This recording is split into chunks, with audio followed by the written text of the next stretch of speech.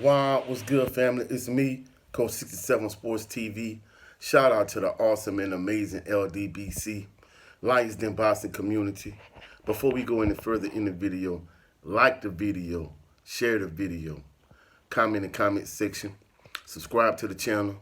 Also, click the notification bell so you can be alerted anytime I post any new videos. Okay, so it's a part of my strategy to try to post more boxing videos because the current state of boxing to me is trash. A lot of fights back in the day that would have been a main event for Friday night fights on ESPN, Tuesday night fights, or would have been a good fight on Showtime Boxing, or a main event fight on World Championship Boxing. In this day and age, they're quote unquote mega fights or they're pay-per-view caliber fights when in all actuality they just good decent fights because in today's day and age, in this particular era, the best fighters do not want to fight the best fighters. It's all about clout chasing and ducking and who has the bigger fan base, who has the bigger following, who's the biggest draw. They doing everything, for the exception of a few fighters. Fighters are doing everything they could to avoid fighting the best competition. That's the reason why there's so few undisputed champions in the sport of boxing in today's day and age. It's because the powers that be, they benefit from having all of these belt holders as opposed to just one undisputed champion, one face in each division. So the networks benefit from it. The promoters, the fighters.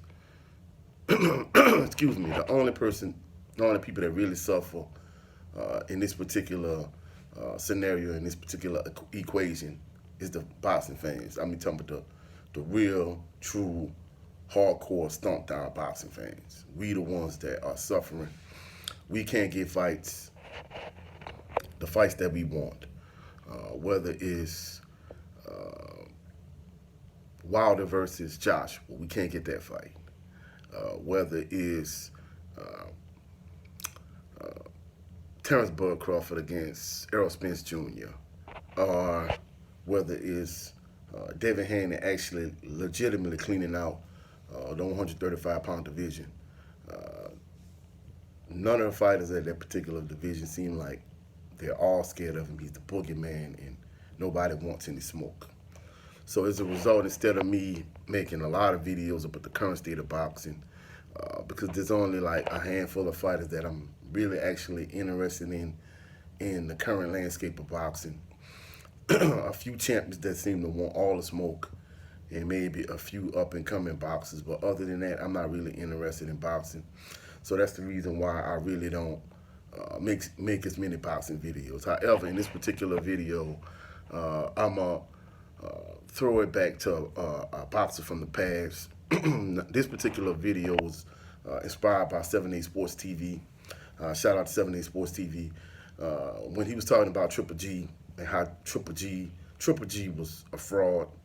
He had a hype job. He one of like the biggest and most overrated boxers of this particular era. He reminds me a lot of a fighter from the previous era, and that particular fighter is Darius Michalczewski. All right. Darius Michalczewski was a German fighter. He fought in the light heavyweight division. And, you know, this is one of the reasons why I really don't take Max Kellerman serious when it comes from a boxing standpoint.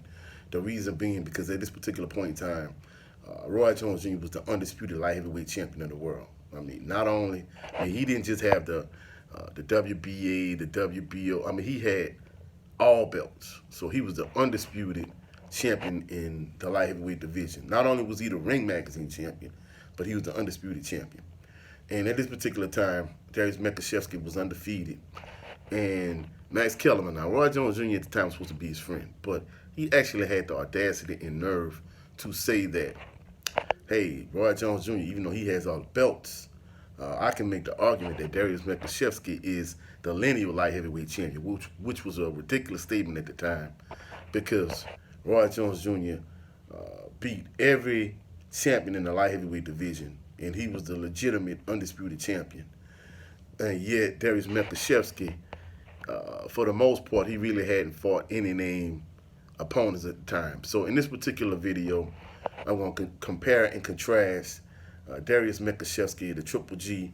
The reason why Darius Michalczewski really wasn't as hyped up, he was hyped to a certain degree, but he didn't get the kind of exposure that Triple G got because first and foremost, Darius Michalczewski, he never fought outside of Germany. He strictly fought in Germany, and that was it. That's one. So that was one thing that kind of held him back. And then the other thing that really kind of held him back was he didn't fight in this particular era. Had he fought in this era with all the trinket holders and the belt holders and all the ducking and the clout chasing, he would be a much bigger name in the boxing chronicles from the standpoint of he would get a lot more praise and recognition basically for doing nothing. So Darius Michalczewski, he was 48-2. He had 48 wins, 2 losses, and on those 48 wins he had 38 wins by knockout. All right, and the major names that he fought, for the most part, the major names that he fought were all fighters that had already lost to Roy Jones Jr. at the time. So he beat Montel Griffin, and of course, Montel Griffin, he beat Roy Jones Jr. by disqualification. So he became the light heavyweight champion by beating Roy Jones Jr. via disqualification. He during the course of the fight, he did a lot of ducking and stooping down. He was a shorter fighter. He was like 5'7". And it took Roy Jones Jr. a while to really adjust to Montel Griffin's style. But after a while, once he really caught up to Montel Griffin, Roy Jones Jr. started to pull ahead in the fight. And at one point, Montel Griffin took a knee and Roy Jones Jr. uppercutted him. He wasn't giving any warning. They didn't deduct a point. They just disqualified him. And that was the end of it. And then at the end of the fight, in the post-fight press conference, Montel Griffin started talking trash, and that just kind of added more fuel to the fire. And when they actually fought in a rematch, Roy Jones Jr. viciously and savagely knocked Montel Griffin out. So Montel Griffin is the first major name on the list of fighters that Darius Michalczewski beat. Also, he beat Richard Hall twice. He knocked Richard Hall out twice. Richard Hall was another fighter that Roy Jones Jr. beat. In fact, at that particular time, Roy Jones Jr. seemed to lack focus, and he was one of the fighters that at that particular point in time, he gave Roy Jones Jr. problems. Roy Jones Jr. really kind of struggled a little bit against Richard Hall, and as a result, it kind of gave Richard Hall more notoriety and credibility. He also he beat Derek Harmon. Derek Harmon was another fighter that Roy Jones Jr. beat. And lastly on the list of fighters, the first loss of Darius Michalczewski's career, he lost to Julio Cesar Gonzalez, who Roy Jones Jr. beat in Elliott at the Staples Center at the time. So Roy Jones Jr. Easily and handily beat Julio Cesar Gonzalez, and Gonzalez beat Darius Michalczewski. So that was pretty much the beginning and the end. I think the next fight he tried to move up the cruiserweight, and he ended up getting knocked out, and that was pretty much the end of Darius Michalczewski's career. So his career record was 48 wins, 2 losses, and 38 knockouts. Now the Triple G. Now the thing about Triple G at one point, he was in this wave of fighters that was on HBO Championship Boxing. When they tried to make their Eastern European push, they really wasn't pushing black or African American fighters at the time. They really was trying to push the Eastern European fighters like Sergey Kovalev, and Triple G was one of them. And at the time, Triple G was undefeated, and and basically, they made it seem like, fighters are scared of Triple G. Nobody wanted to smoke with Triple G. But if you look at the fighters that Triple G was fighting at the time, he was fighting Willie Monroe Jr., and Dominic Wade, and David Lemieux. So it wasn't like he was fighting any real like elite stiff competition. And the thing that made it even worse when Aris Landillara tried to move up from junior middleweight to middleweight to fight Triple G. Triple G really didn't want no smoke with Lara, and that just kind of showed that Triple G was a hype job at the time. You know, he really didn't want no smoke. You know, he came up with all kind of excuses not to fight Lara. But anyway, at this particular point in time, Triple G's undefeated. The real career-defining fight at this time was Kell Brook, who was a welterweight champion. He moved up from welterweight all the way up to middleweight to fight Triple G, and he was having success against Triple G, but they have weight classes for a reason, and he ended up getting his orbital bone broken, and he ended up getting stopped. And it kind of exposed Triple G to me because the way Kell Brook was attacking him, it just kind of got exposed. And then the next fight, he fought Daniel Jacobs, and that was a life and struggle type fight for him. And to be truthful, if Daniel Jacobs would have stepped on the gas and really tried to make a more concerted effort to really win more rounds and win that fight, then guess what? In that particular point, I think Daniel Jacobs would have given Triple G's first loss. And then after that, he eventually ended up fighting Sergey Derevyanchenko. He really didn't want that fight either, but he ended up winning that fight, struggling also.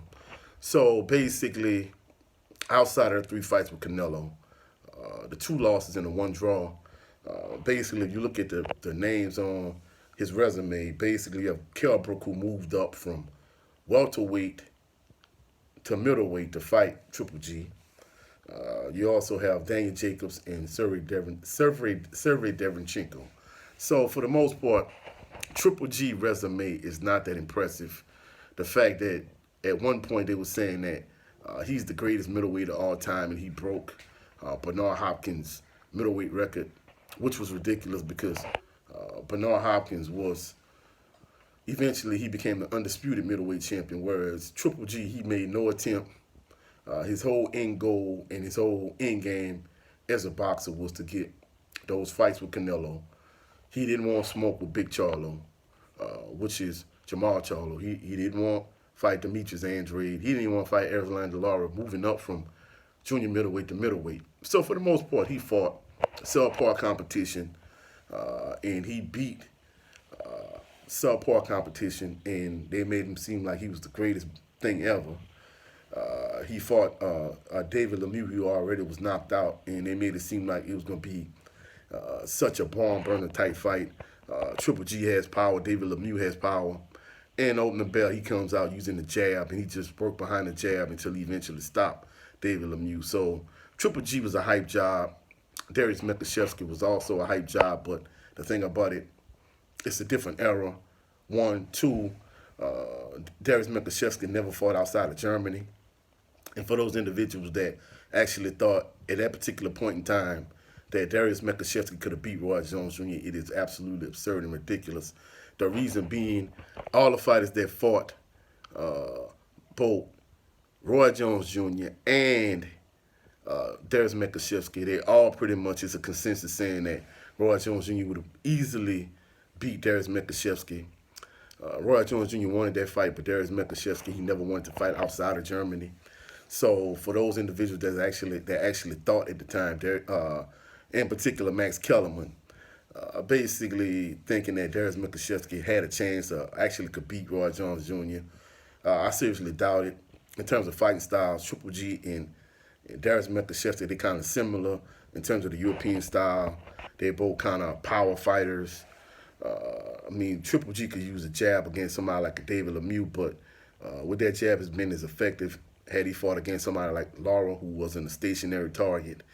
And the same thing with Darius Michalczewski. I mean, Derek Harmon told stories about when he went to Germany, like leading up to the fight, someone chased him, and he had to run away in Germany. So the circumstances kind of favor both Triple G and Darius Michalczewski. The only difference between the two of them is the fact that Triple G fought at middleweight and super middleweight. Darius Michalczewski fought at light heavyweight and cruiserweight. And in addition to that, it's just a different era. And in addition to that, Darius Michalczewski fought exclusively in Germany. He didn't fight outside of Germany. And other than that, that's pretty much the differences. So I see a lot of similarities between the two. I mean, basically, in certain aspects, in terms of like level of competition, their records, their knockouts, they pretty much have like similar caliber competition. Their records are somewhat similar. So for the most part, they really kind of remind me a lot of each other. If you was to kind of sit down and compare and contrast the two, they have a lot of similarities. And for the most part, Triple G, he just kind of reminds me so much of Darius Michalczewski. So that's it for this video. If you like the video, share the video, comment in the comment section, subscribe to the channel. It's me, Coach 67 Sports TV. Shout out to the awesome and amazing LDBC. I'll catch y'all on the next video. Peace and blessings.